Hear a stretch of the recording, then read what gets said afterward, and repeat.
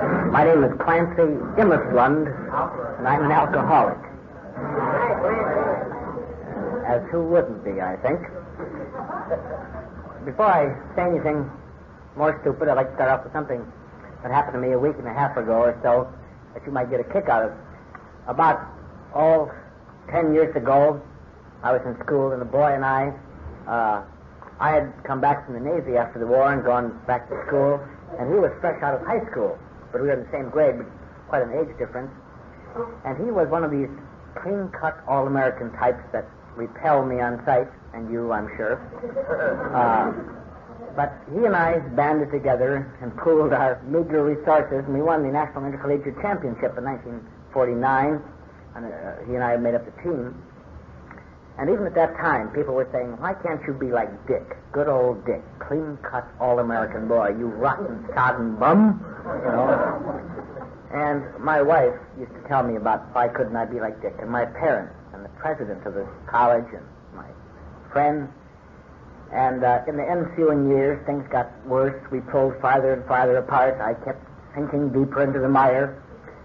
And each time I'd get in jail, I'd wonder, where's old Dick tonight?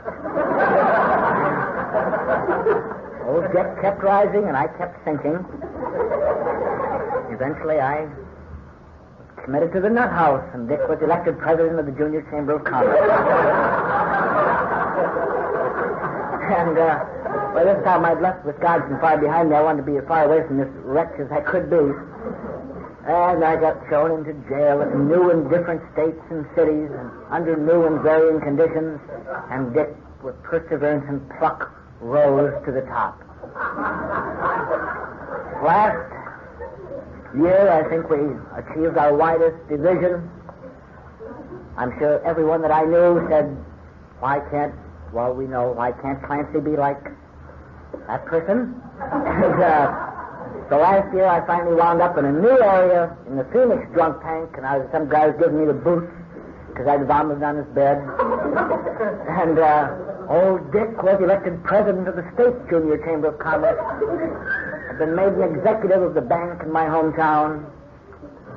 That's a typical success story that just makes your heart warm for America.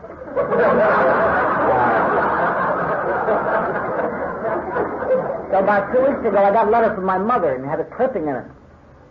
And I pulled it out, and I opened it, and there was the front page of my hometown paper. And whose picture was on the front page? Dick. And the headline was, Doosterbeck arrested in Los Angeles. Doosterbeck had embezzled from his bank. And so, Doosterbeck, I went down to see him when I found out. He'd run away to Los Angeles. Neither one of us knew we were here. I was out here, and he was living down in Alvarado someplace. And he was extradited back to Wisconsin and has been sentenced to do 1 to 5 in the state prison at Waupun now. And here I am, clean cut, sober, and alert.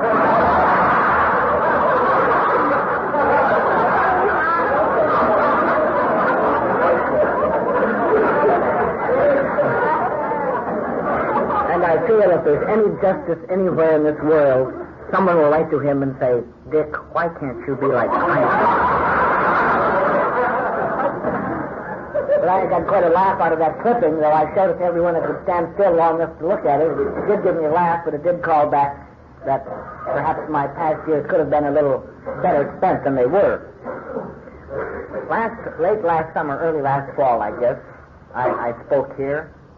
I think it was the first talk I ever gave in Los Angeles of any length. And I remember coming in and thinking, well, I don't have much to say. I haven't been sober very long, but I can tell them what's happened to me. It was pretty flamboyant, the areas I'd operated in my drinking. I remember when I got done how good I felt that I'd gotten so much of that confessional phase out of my system. And tonight, as I was driving down here, I was thinking, well, it's a little different situation now. Then I didn't even know if I could stay sober, but I remembered so much that had happened. Now I think maybe I can stay sober a little bit, maybe tomorrow. At least I'm sober today, and things are a little bit better. And perhaps I have progressed a little bit. I have nothing exceptional in my life, I don't suppose, except that it happened in a in a shorter period of time than some others. It happened maybe in a 12-year period in which I achieved various heights and various depths that I wouldn't care to go through again. There was, I can think with joy of the days that I was a brilliant young newspaper reporter with a great future. And then they decided I wasn't very brilliant anymore, and so I no longer was. And I tried to become a brilliant young advertising man. I was successful for a while. And I was a brilliant young engraving production manager. And I was a brilliant young dishwasher. And I was a brilliant young janitor. And I was a brilliant young piano player on Skid Row. And I was a brilliant young many, many occupations. And now I not only am no longer brilliant, but I fear I'm no longer young. But the pains for me, I am sure, are no different in effect than the pains were for each of you. I think we're all here because the pain became intolerable, and we reached a certain limit which we could no longer cope with. We had to do something. The anesthetic was no longer doing the job, the anesthetic we'd counted on. As I stand here and I was joking about Dick, and I mentioned the nut house, and I remember that very clearly. 2 years and a half ago, I was committed to the Texas State Hospital for the insane for the rest of my life because I was hopeless. I'd been through every private means known to sober me up or to get me to act decently. Well, nothing could do it. And I thought at that time, if there ever was a bottom, this must be the bottom. But it wasn't the bottom because I still felt that Clancy could control his own life. He's learning from these experiences and can learn to control it. I remember with a great deal of pain the day that I was babysitting for my daughter and son at that time, and I went down to get a beer and got back 3 days later, and my son had died from pneumonia in my absence because the furnace had gone off in a cold Wisconsin day, and Daddy was drunk, and no one knew about it. And I thought, this must be the bottom for anyone, I thought at that time. And it was, but I thought, well, it was an accident. I can drink. It wasn't the drinking, it was something else. And I think of the time that, in a more humorous vein, that I lay on the second floor of a hospital with tubes in my arms and up my nose and being pumped out, as we all have done at one time or another, in one way or another. And on the fourth floor, my wife was also in the hospital giving birth to a baby. And I remember how badly I felt that the nurses would come to the door and scowl at me and talk to one another and point upstairs, and then at me, and I used to lie there and writhe and cringe and think how bad these girls are. They should be sympathizing with me instead of sympathizing with my wife. Anybody has children, but I am sick. And I thought this should be a bottom. But it wasn't a bottom. There were no bottoms because I am cursed, as many people are, I suppose, in varying degrees, with a complete self-indulgence. As long as there's anybody to listen to me and as long as there's anybody I can work on, whose sympathy I can utilize for my own ends, as long as I can go a little farther, I will go.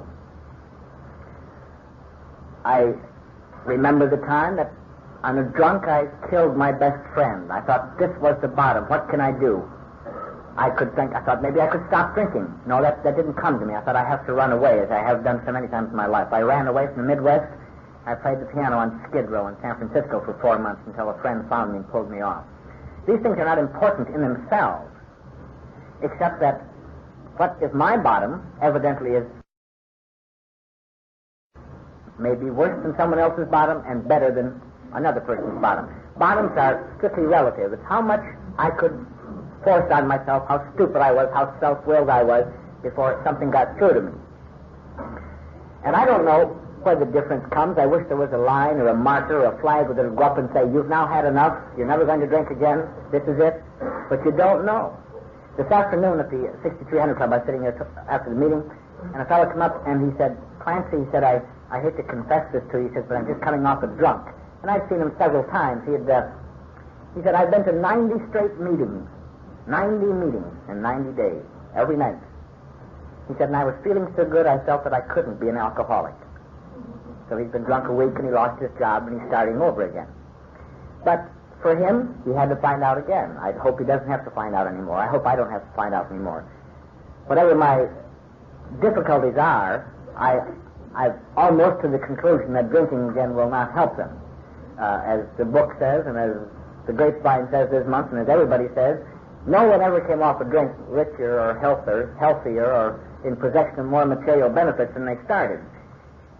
You may wind up with some things. I came back and wound up with a big lump on my noggin here, you can still see, when I challenged the city of Juarez one evening to a... And it only took one, and it didn't take him very long. That hurt my pride deeply. And you wind up with some new charges being placed against you, or you wind up with a new sense of remorse. You've added to the remorse that already was intolerable, and here you've added to it. So there's nothing you can do now except drink some more to forget it. So eventually I think we all get to the point where the pain gets so intense, at least it did for me, that I could do nothing. And very strong graphic things, as I say, happened to me because I must have gone out of my way to make them happen. Everything had to be good, but they say we're perfectionists. I guess I wanted to be the biggest bum. But interspersed in between, I would have these moments. I'm still good. I can't seem to handle my liquor sometimes, but I am good. And I put on a sustained rally, which I'm sure much of us have done. When I came out of the nut house, I finally got sprung because I had brought culture to the state of Texas. I started a newspaper in their nut house. And early in my career there, I had broken out. And being Texas is what it is, it's rather flat. And once you break out, they can see you running for about 4 days in any direction. So it's no problem to get you back, but it was quite a treat to break out. So they brought me back, and they gave me a special treatment they reserved for people like me. They massaged my head with electrodes, shock treatment. They put me on the 2 a day, which is the maximum for wild people, and they slowed me down considerably. I very well remember the day I woke up after coming off the shock therapy. They had me on, 24 jolts or something, 2 a day for 6 days, and then 3 a week for 4 weeks or something like that. I don't know, but anyway, what happens to you, you lose your senses. You're gone. You have no conception of who you are, or where you've been, or what happened to you, or why you're there. And as you start to come out of it eventually after one of these sieges, I remember I woke up and I looked around. The last I remember, I was just playing piano in San Francisco 2 years ago. I looked around and there were bars on the windows, and I didn't know at the time, but I was in the violent end of the locked ward in a little room, and everybody in here was about in the same shape. And I thought, my goodness, who are these strange-looking people, you know? I wonder now, who are these folks? What am I here to... And I couldn't make out who I was, didn't quite know my name exactly, or why I was there, certainly, because all these 2 years had been wiped out in my memory. And I thought for a while that I'd died and gone to hell. I really did. I thought I was in hell briefly, until someone cursed me. One of the attendants cursed me, and then I knew that they didn't even talk like that in hell, I suppose. But I became a very model patient. I didn't know why I was there for a long time, but I knew I didn't want to stay there. So I did everything they said. And I started a newspaper, and I directed the Christmas cantata of patients. That was a circus. I became the campus mailman, peddling mail. I had a pretty good deal. I let one of the preachers come out to convert me. I got out of there, in short. And I went back to El Paso, where my wife and daughters were living, and I thought, certainly I have learned a lesson from this, and so I went to AA that I'd had skirmishes with off and on during the past 5 years. They used to come and visit me, and then I'd visit them, and then I'd be it. And in 1953 or so, I'd written an article for the Grapevine. I thought that was my contribution that time, then I got drunk. I had not a very high opinion of AA, because of all this God crap, and I didn't believe in that nonsense. And so I went to AA, and I practiced the first and 12th steps religiously. I announced that my life was unmanageable, and I told other people all about it. I carried the message. There's my AA. And I made, maybe 4 months after I got out, till I got to my birthday, my first birthday. I counted all the time I was on shock treatments. I figured that's only fair. I hadn't drank. So on the day of my first birthday, I thought to myself, well, I've given it a chance. doesn't make it. I'm not happy. My wife is still mean. My children are loud. My boss is cantankerous. A sensitive flower like me needs a little stimulation. So I stopped into Juarez and had a little vodka on the way to get my birthday cake, hoping that it would leave me breathless, as Mr. Smirnoff says. And so I never got to get my cake, and I guess it's still sitting there waiting. Must be old and tired by now. This was a couple of years ago. But I'd learned a lesson. I had learned how to drink sociably. I drank a few drinks, and I went home. And the next night I drank a few drinks, and I went home. And this continued for weeks. I was so afraid of shock treatment that something must have stopped me when I started to take too many. And I was about ready to write my article for Grapevine, How I Returned to Social Drinking, the first in history. And I got a very excellent job in Dallas. I went over there and worked on such great projects as the conversations between Elsie and Elmer, the Borden cows, and Hager slacks on what kind of slacks the people are wearing, and Fritos, the commercials for Fritos that you see on television that make you so thirsty that you get drunk and then the Fritos bring you out of it. Evidently, it's what the theory you worked on, I believe. And I socially drank, and I went to all the advertising parties, and I drank martinis, and every once in a while I'd get into work, and I was there at Christmas time and got a lot of bottles, and it was fine. I brought my wife, and she came to Dallas, and had another daughter. I had 4 daughters now, and I was expansive and wealthy and a nice home and a car. But, of course, it's inevitable. My drinking was catching up, and pretty soon, bang, I was in the sanitarium. The job took me back. Bang, I was fired. Then I went to work on another job, equally good, because they thought I still had places to go and con people. I said, now, give me one more chance, because I've seen my mistakes now. I think what's wrong is I've been drinking too many martinis. I'll just drink beer, and I'll drink it at home. And I got a job as a manager of a very large plant in the graphic arts field, and I did a very fine job, and I went back from the sanitarium for a week this time.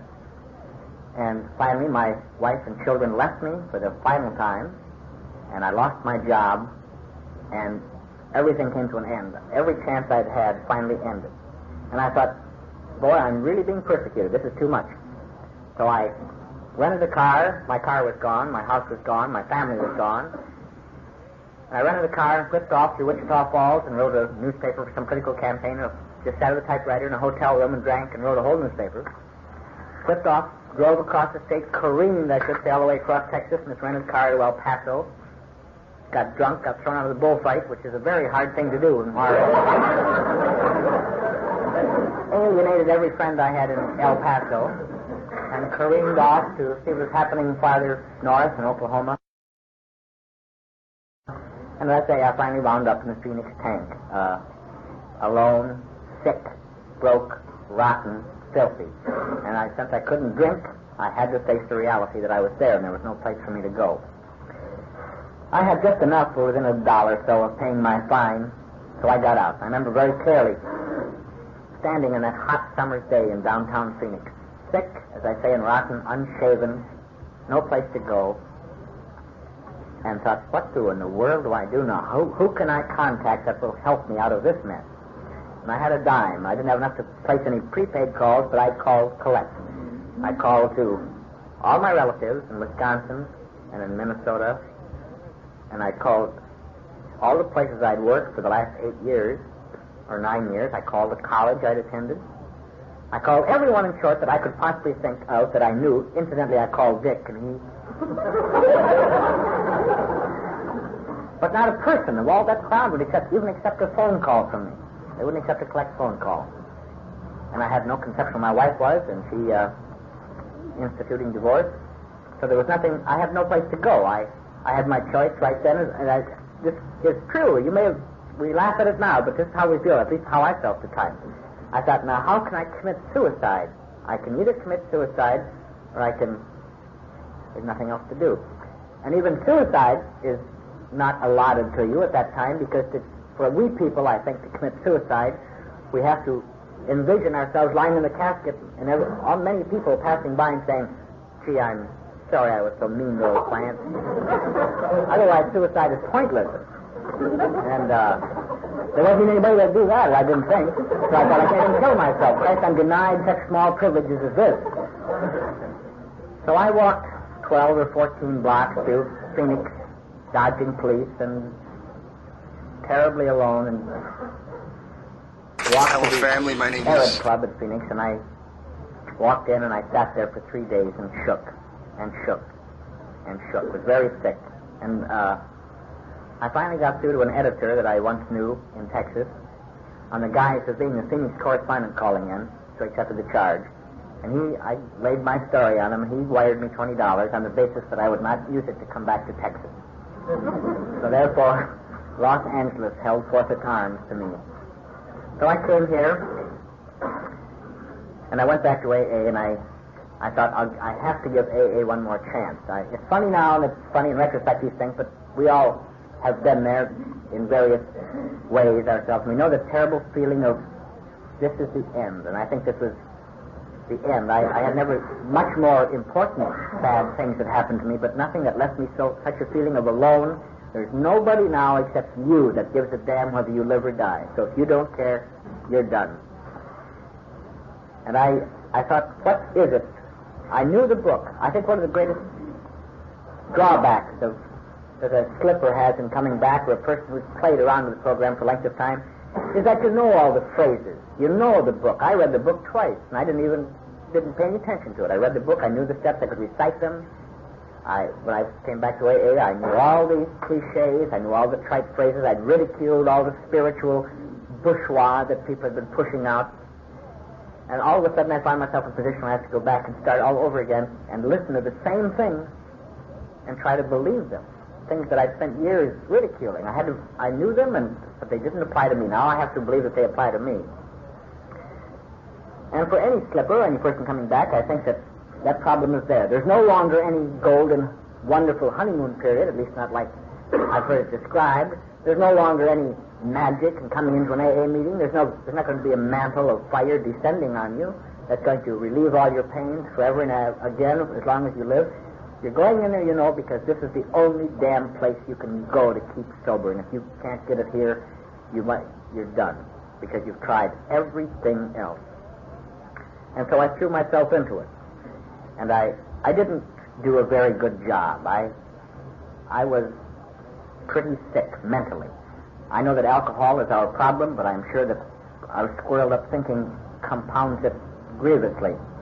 And one of my fears had always been that I was going insane, and I thought I couldn't stay sober and remain sane because I had so many remorses, so many things that I'd done in my life, so many opportunities I'd lost, so many people I'd alienated and hurt. And I thought, how can I possibly stay sober? This pain is so intense, I have to anesthetize it. And it wasn't very easy at first. It wasn't easy, I'm sure, for any of us at first. And I'm just saying this to confirm our own opinion. I'm like everybody else. It wasn't easy for me. And I was terribly sick, and I went to meetings. Every meeting I could find in the book. I went at night, and I went in the daytime, I went at night. And I didn't have any money. I had weeks of just... The first 4 months I was in Los Angeles, my clothes were locked up more than I had them. I mean, landlords were locking them up more than I was using them.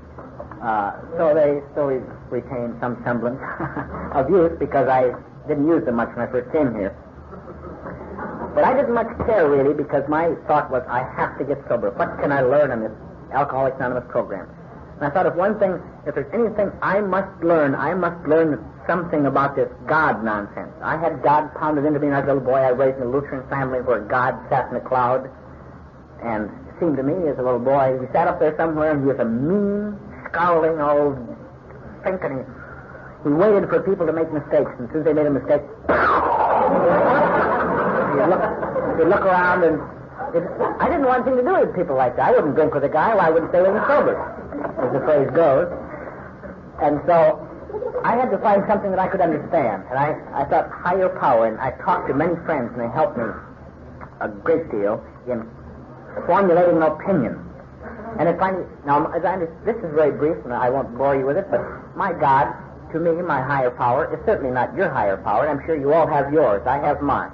But this was how I found mine. I think this is the one significant thing I've found in AA that has helped me more than any other single thing, was this concept of a God.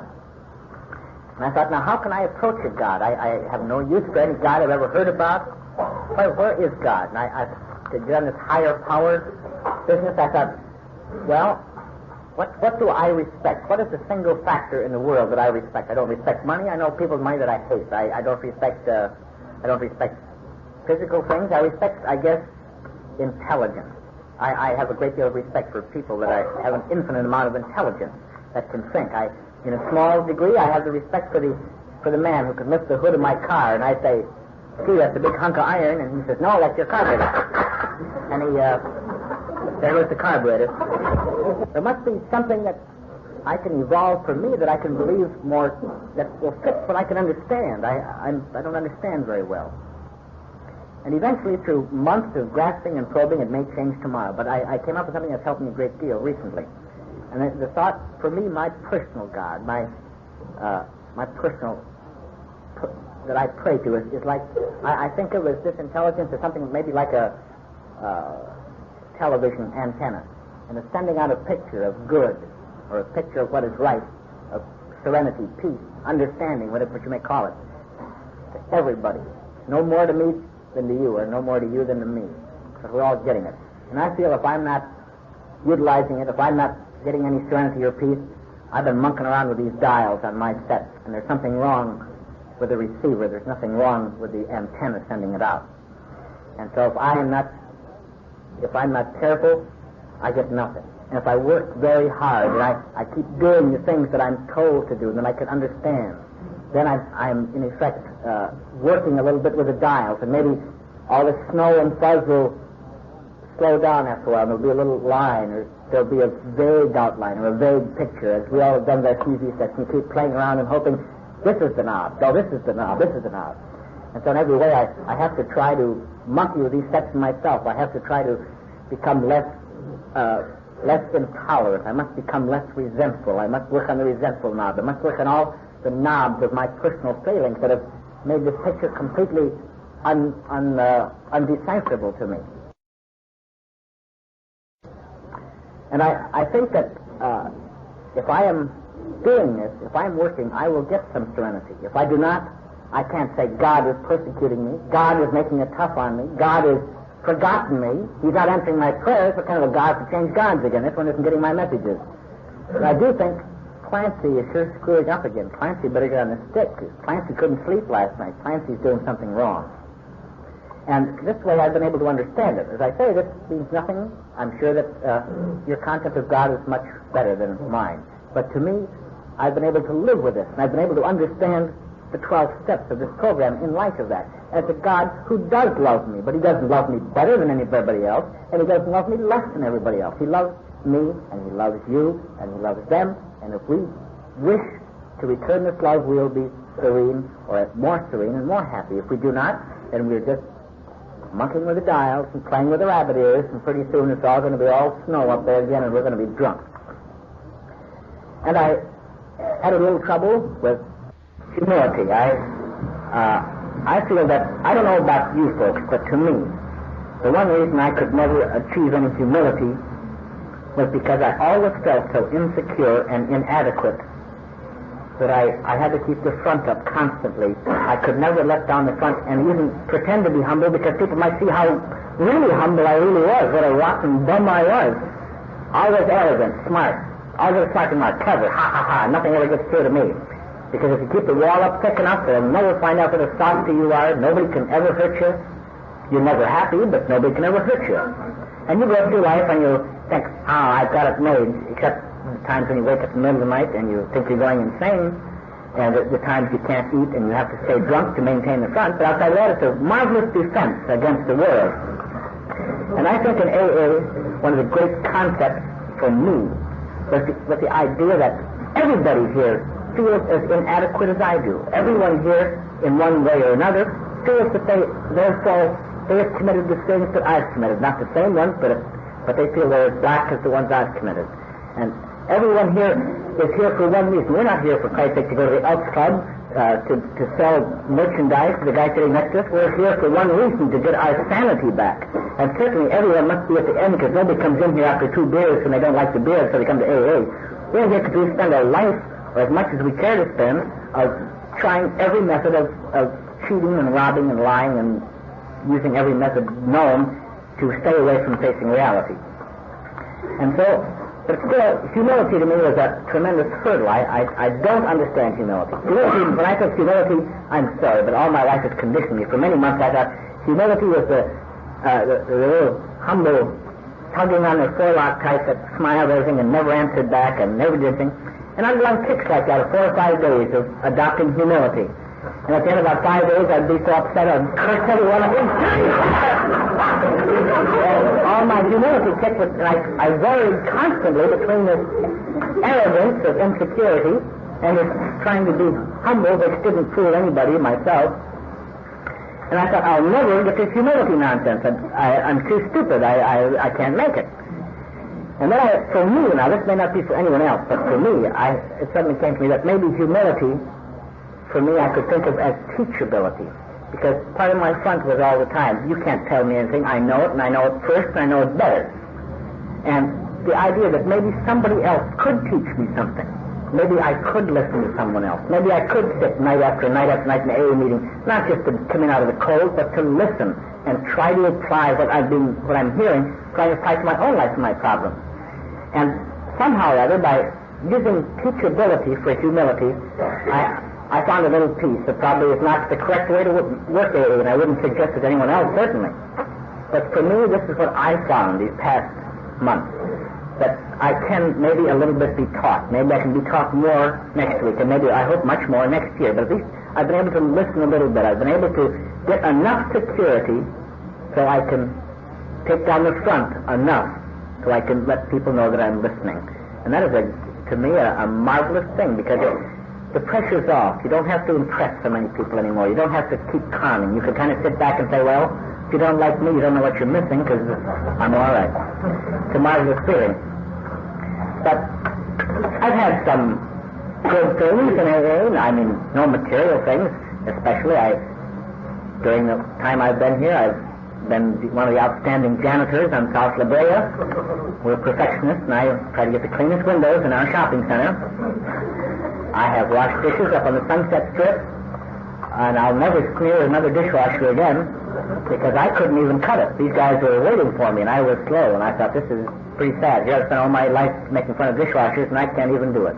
But it was a good experience, because I was doing something on my own that, no, I wasn't conning anybody, I wasn't cheating anybody, I was working my fingers to the bone for a 12 and 13-hour shift at night. I felt good in the morning. I felt awfully tired, and I felt cross, but I felt, well, at least I made these bucks honestly. I didn't con anybody out of them.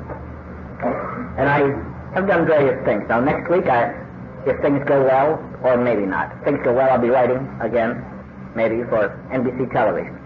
If things don't work out that way, I hope that they're going to work out, I may be back washing dishes on Sunset. But it really does make a difference, because I can sleep at night, and there's the difference. That's what sobriety brings. Sobriety doesn't guarantee me, as you've heard, any job, or anything. It gives me the ability to cope with the problems I've got within me. I'm sober enough now, if I can cope with the problem, I can go to as far as I can get these knobs going. And if I can't cope with the problem, then at least I'll be clean and I'll be off the streets and I won't be bothering people. But sobriety that is given to me is what only a chance to utilize what I've got. If I haven't got anything, I can't utilize it, but at least I'm sober. So AA, to me, has given me one other thing that I thought I'd lost. I guess the last time I cried was about when I was 9 years old. And my dad beat the hell out of me for something, and I cried beautifully. I thought, nobody will ever make me cry. And I didn't. I had tears in my eyes sometimes, but I didn't cry, because, by God, nobody ever see that I was soft again. I would keep that front so tight they'd never see me soft. This last Christmas Eve, I was feeling a little sorry for myself. I was about 7 o'clock at night, and everyone else was going home and wrapping presents and living it up, and I was sweeping out the store down there. The janitor was finishing up, and I thought, gracious, this is kind of a futile, what's the sense of keeping sober? Everybody else has got something. I got this broom for my Christmas Eve present, I don't like it. And the phone rang, and my 4 daughters called me up, and they were on the telephone from Dallas. And each of them spoke to me in turn. They said, Daddy, we're just going to bed now, and we called you to tell you that we love you very much, and we're glad that you're getting better. And we have to go now, and we talked a minute more, and they hung up. And as I say, I probably won't see them for a long time, but I went into the washroom there, and I didn't let anybody know about it, but I locked the door and I sat down and I cried and cried and cried. And I think that was the nicest Christmas Eve I've ever spent in my life. I felt much closer to my children than I did last year when I was in the room with them, because last year I was drunk. And each year before that, there's always some next Christmas going to be better. But this Christmas I was closer, although separated by thousands of miles. I thought, if AA gives me nothing else, this has given me something, that my daughters like me and call me, and that they also have inherited something from me. They called collect. So I know that I transmitted several things to my daughters, affection and the ability to call collect. But that was a wonderful Christmas, and from a sad Christmas Eve, I spent all day Christmas smiling among my AA friends, spreading sunshine. This was the nicest Christmas. And I write to my daughter each week now, and she writes back, and we have my oldest daughter, she's about 10. She writes very well, and she's smarter than I am already, and she condescendingly passes along bits of information that I utilize. And I write with my questions, and she sends me answers. She's kind of my Dallas Norman Vincent Peale. But we get along well, and they tell me about their trials and tribulations, and I feel this is, for the first time in my life, I'm a father, and I don't see them, I don't talk to them or anything, and as I say, I probably won't until they grow up. I have to keep saying that so I can get used to the idea. But I feel that for the first time in their lives, I'm their father. Whether I'm married to their mother or not anymore, I am their father, and I love the idea very much. And then sitting there listening to Mary tonight and her marvelous talk and a most sincere talk, and I was thinking of all the things that I've read and felt on AA and the various things that I've tried to teach myself. I've done a very poor job in coming back compared to what I'd like to, but at least I'm not drunk tonight, and I'm feeling a little bit better. And I noticed this book up there, 12 Steps and 12 Traditions. I asked Marilyn to bring it over to me, because there's something I read in here a few months ago that really jumped out and grabbed me, every line of it. And if I could think of one prayer that I could say to God as I understand Him, that could help me to convince myself what I must look for if I'm going to find sobriety. I remember reading in here, and it really is very fine. It's very short. Maybe you read it, but it's wonderful. Lord, make me a channel of Thy peace, that where there is hatred, I may bring love, that where there is wrong, I may bring the spirit of forgiveness, that where there is discord, I may bring harmony, that where there is error, I may bring truth, that where there is doubt, I may bring faith, that where there is despair, I may bring hope, that where there are shadows, I may bring light, that where there is sadness, I may bring joy. Lord, grant that I may seek rather to comfort than to be comforted, to understand rather than to be understood, to love rather than to be loved. For it is by self-forgetting that one finds.